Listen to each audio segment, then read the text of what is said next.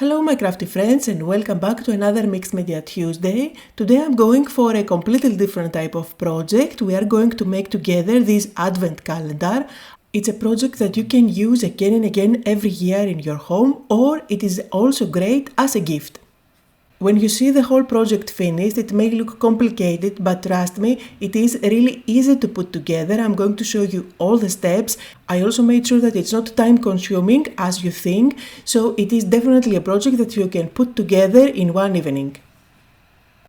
So to start with, you need the base. I went with this wooden base that I found on Amazon. This is by Artemio and they have an amazing variety of advent calendars. There are 24 drawers in this advent calendar, and I love the fact that they are quite big and that they have different sizes. So for example, you get a bigger one to add crayons inside and another small one that you can add just a lipstick, or other bigger ones that they can fit even a pair of socks.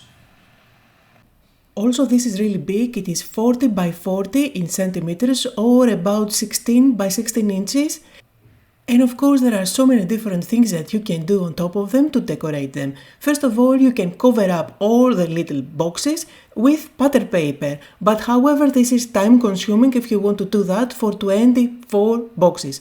But if you craft 12 by 12 pattern papers, you can definitely do it. Now, instead I'm going to use a 6 by 6 pad. I'm not going to use background papers to cover up the boxes. However, I'm going to fussy cut some of the images from this paper pad. I'm also going to use some ribbons and the whole pack of these ephemera. These are all from the Stamperia collection, which is called Classic Christmas.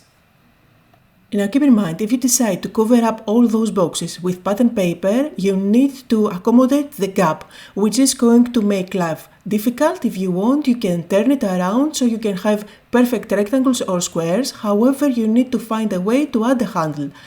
Personally, I don't want to spend so much time on the background, that's why I'm going to use my acrylic paints. For this background I decided to go with grey, which I'm going to mix up a little bit with white, just to make it a bit lighter. And if you are wondering why I picked cool grey for the background, is because I will be using all those greens and reds, the traditional colors of Christmas, and it is going to look super busy if I go with greens and reds at the background as well. I'm going to mix up my two colors and I will cover up only the front. I'm not going to bother with the back, the inside or whatever. Just the front is fine. This is going to speed up the process, and I'm not even using primer for the first layer. Just one layer will do. However, spray paint is definitely an option. It is quick and will give you great results. Now this is one of the houses in the ephemera pack, and that's the grey that I am going for. When you see the boxes on their own, covered in grey, it looks super grey and really dark. However, once you put the ephemera on top, it's going to completely change the look. Now for the dividers I went with white paint, and I'm going to cover up also the sides with white paint as well. I'm not going to show you the whole process of painting the box, so let's move on to the fun stuff and let's start decorating. So here is how it looks at the moment. All the grey boxes are colored only at the front, and you can see the dividers are colored in white. So let's start doing some splatters. This is going to read as snow when the project is finished, and you can definitely do this step at the end after you stick everything down. For that I'm using my calligraphy white ink. This is by Winsor & Newton. I find that it stays nice and bright, but you can definitely do this step by diluting white paint. I just found it super handy to just put in that little jar my brush and add the splatters without having to dilute anything. I'm also using a brush with very fine bristles. This ensures that I'm going to end up with very small splatters. If you want bigger ones, you can use a bigger brush.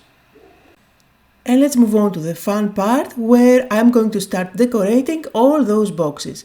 For that I will be using the ephemera. This is ephemera from the Classic Christmas collection by Stamperia. The fun part is that these ephemera are stickers, so all you have to do is just peel them off and stick them down. Also, these are going to cut down the time that you need to spend on creating this advent calendar, since you don't need to do any fussy cutting from pattern papers. So here I'm going to spend some time auditioning all the different elements that I have in different boxes, trying to decide where everything is going to go, and once I'm happy with that, I can just peel off the stickers and stick them down. I'm going to show you the process. Now some of the ephemera are quite big, so I will need to cut them down, and some of them are really huge, like the Santa head and the door, so I'm not going to use them at all. Also, if you don't want to go with traditional colors, like here with reds and greens, you can definitely choose another collection. Stamperia has many different Christmas collections, like with pinks and blues, for example, or more brownish ones, and you can definitely pick those if you like. They all offer ephemera packs that you can play with to decorate the front of your boxes. And I'm leaving the video rolling so you can see how I play with the different ephemera in the pack and how I create little clusters so that I can later stick them down. The Santa and the door are really huge. I'm not going to use them from the ephemera pack, but I still need to decorate a few extra boxes, so I'm going to decide which ones I'm going to cut out.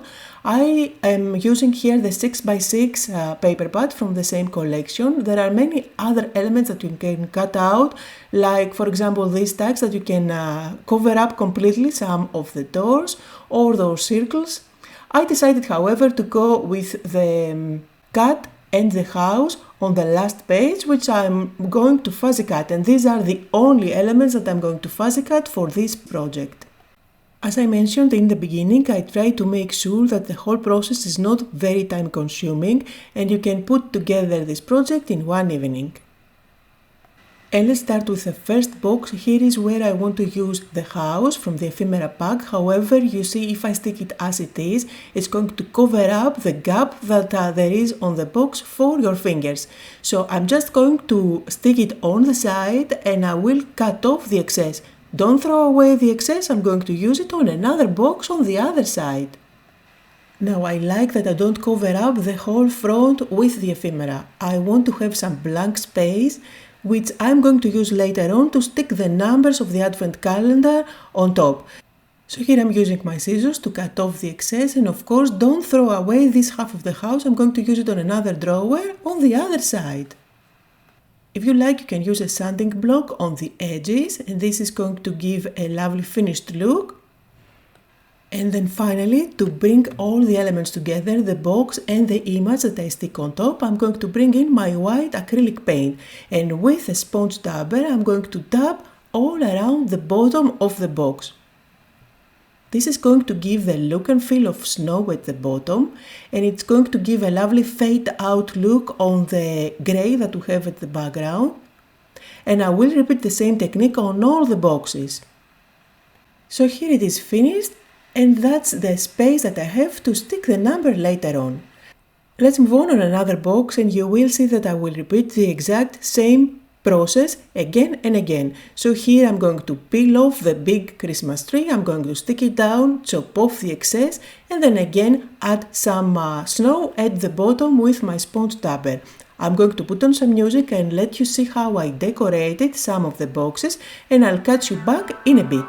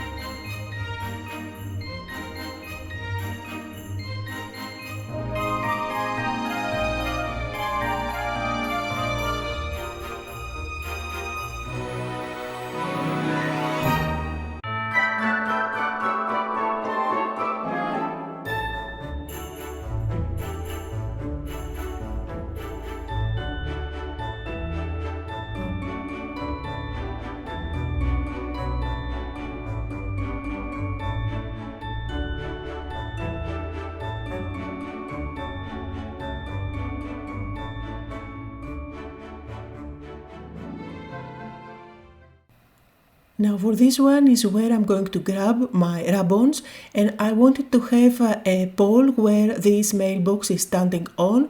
That's why I'm going to bring in the ribbons here. Again, these are from the same collection, and I'm going to use this red and white one. It is really important for me to use products from the same collection because I know that everything is matched together for me and I don't have to look through my stash for the perfect red or the perfect green, etc. Now this is definitely a very small detail, but sometimes beauty is in the details, so I like doing things like that. And of course I went ahead and added snow at the bottom of that box as well. Now for some of the boxes I'm just going to use flowers, flower compositions that I put together. Again, everything from the ephemera pack. And always peeling off the sticker, cutting off the excess and adding snow at the bottom. It is really important for all those boxes to have the same look and feel, to have consistency, so they look as part of the same project.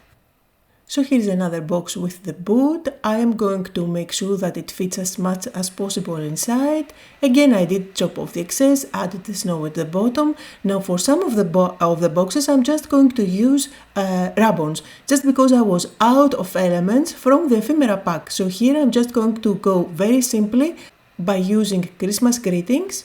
Again, remember, this is not going to stay as it is. We are going to add the numbers later on.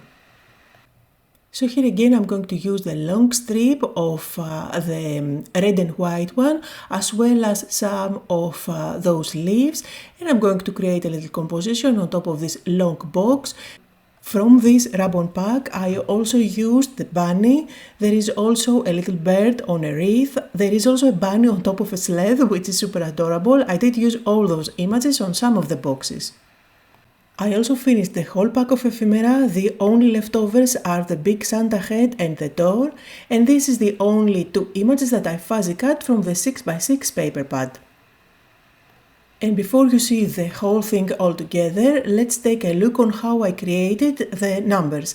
Now you can use any number dies that you have at home, or you can buy sticker numbers. However, since I had those dies, I decided to use those, and you can use cardstock, colored cardstock to cut them out, or even you can use pattern paper from the same paper pad collection, so it matches lovely with the rest of the color theme. However, I decided to use something different. This is fun foam. It is foam and it has glitter on top that it doesn't come off on your fingers, so it is going to add that extra touch of shine on a Christmas project. Now, to make it really easy for me, I decided to turn this foam into a sticker. So I'm going to cut off the part that I need, and at the back I'm going to cover it up with double-sided tape. This way, when I run the numbers with the foam through my die cutting machine, it's going to turn them into stickers, and all I can do is just peel off the number and stick it on my project. Added bonus, the numbers are shiny, plus they are dimensional. And I'm not going to lie, cutting out all the numbers and sticking them on each and every one of the doors was the most time-consuming process of the whole project. So here is the finished project, the advent calendar in all its glory. I'm absolutely in love with this project. I love the images, I love the color combination, I absolutely love the snowy look and feel that it has. I was planning to gift this, but I'm so in love with it, I'm going to keep it for myself and create a second one to give it as a gift. If you did enjoy this video, let me know in the comments below. There is a second variation of this advent calendar in a completely different format that is coming home, and I'm going to decorate it. If you did enjoy this video, I'm going to make sure to film that process as well. Down below in the description you will also find a full list of all the supplies that I used and some suggestions on where you can get them. I hope that you had fun today, that you got inspired. Thank you all so much for joining me, and I'll see you all next time.